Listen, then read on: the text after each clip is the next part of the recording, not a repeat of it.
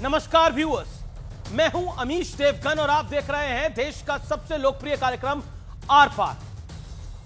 भ्रम की सियासत, भड़काऊ बयान, हिंसक बयानबाजी कैसे जानलेवा साबित हो सकती है, इसका जीता जागता एग्जाम्पल अमेरिका में पूरी दुनिया ने देखा है। ट्रंप जीत गए तो अमेरिका में लोकतंत्र खतरे में आ जाएगा। ट्रंप जीत गए तो अमेरिका में आखिरी चुनाव होगा। ट्रंप जीत गए तो संविधान भी समाप्त हो जाएगा। ट्रंप के खिलाफ उनकी विरोधी पार्टियों ने यह पूरा नैरेटिव बना दिया था और बना रही थी, और इसी बीच उन पर एक जानलेवा अटैक यानी हमला हो गया। हालांकि उनकी जान बाल बाल बच गई, लेकिन विदेश में हुई इस घटना पर देश की सियासत गर्मा गई है।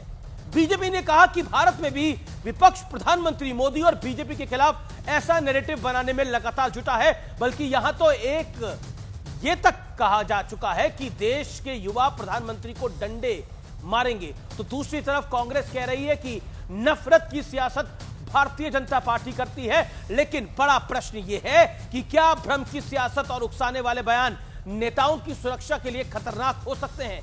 आज इसी मुद्दे पर होगी देश की सबसे बड़ी पॉलिटिकल बहस। हिंसा है विदेशी, लेकिन सियासत हो रही है देसी।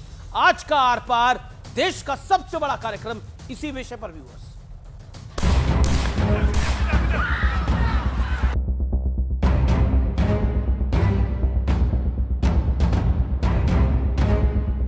पूर्व अमेरिकी राष्ट्रपति डोनाल्ड ट्रंप पर गोली चली, उनकी जान बाल बाल बची, लेकिन इसके बाद देसी सियासत गर्मा गई। लोकसभा में नेता प्रतिपक्ष राहुल गांधी ने इसकी निंदा करते हुए ट्वीट किया, मैं पूर्व अमेरिकी राष्ट्रपति डोनाल्ड ट्रंप पर हुए जानलेवा हमले से बहुत चिंतित हूं। इसके बाद बीजेपी आईटी सेल के चीफ अमित मालविया ने राहुल गांधी पर जोरदार वार करते हुए लिखा, यह पाखंड है। तीसरी बार असफल राहुल गांधी ने प्रधानमंत्री मोदी के खिलाफ हिंसा को बढ़ावा दिया है। देश ये कैसे भूल सकता है कि तत्कालीन कांग्रेस राज में पंजाब पुलिस ने जानबूझकर प्रधानमंत्री की सुरक्षा से समझौता किया था, जब उनके काफिले को फ्लाईओवर पर फंसा दिया गया था। इस ट्वीट के साथ अमित मालवीय ने राहुल गांधी के कुछ पुराने बयान भी ट्वीट किए। ये जो नरेंद्र मोदी अभी भाषण दे रहा है, मैं आपको बता रहा हूं, 6 महीने बाद, 7-8 महीने बाद ये घर से नहीं निकल पाएगा। हिंदुस्तान के युवा उसको ऐसा डंडा मारेंगे, इसको समझा देंगे। लगभग 600% जो हमारे यहाँ पर नेताओं की स्पीच है, हेट स्पीच, वो बढ़ गई हैं, और उसमें मैक्सिमम लोग बीजेपी के लोग हैं। जब देश के प्रधानमंत्री सारा दिन हिंदू मुसलमान, मुजरा, मंगलसूत्र, भैंस और ज्यादा बच्चे वाले इन चीजों पर वोट मांगते हो। बीजेपी का आरोप है कि जैसे भारत में ये भ्रम फैलाया जा रहा है कि संविधान खतरे में है, ठीक ऐसा ही दुष्प्रचार अमेरिका में डोनाल्ड ट्रंप के खिलाफ हो रहा है, जिसके बाद उन पर जानलेवा हमला हुआ। But we have people in this country who are dedicated to telling half the country that if Donald Trump wins an election, the country will end, the Constitution will go away, and so on and so forth.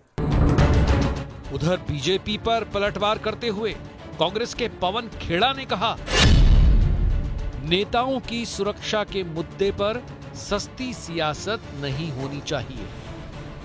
तो आज इसी मुद्दे पर होगी देश की सबसे बड़ी बहस, हिंसा विदेशी, सियासत देसी। और अब वक्त है आर पार के सुप्रसिद्ध विश्लेषण का। विदेशी वारदात पर देसी सियासत का विश्लेषण देखिए। मैं अमेरिका और भारत, दो तस्वीरें आपको दिखा रहा हूं। ट्रंप विरोधी नेता ने कहा ट्रंप के चलते लोकतंत्र खतरे में है। विपक्ष का आरोप, बीजेपी और प्रधानमंत्री मोदी के चलते संविधान और लोकतंत्र दोनों खतरे में है, और लगातार यह नैरेटिव बिल्ड किया जा रहा है। ट्रंप विरोधियों ने का बयान, ट्रंप जीते तो आगे चुनाव नहीं होंगे। मल्लिकार्जुन खड़गे, कांग्रेस के सुप्रीमो का बयान, अगर मोदी दोबारा सत्ता में आए तो कोई चुनाव नहीं होगा। ट्रंप को भविष्य के लिए खतरा बताया गया।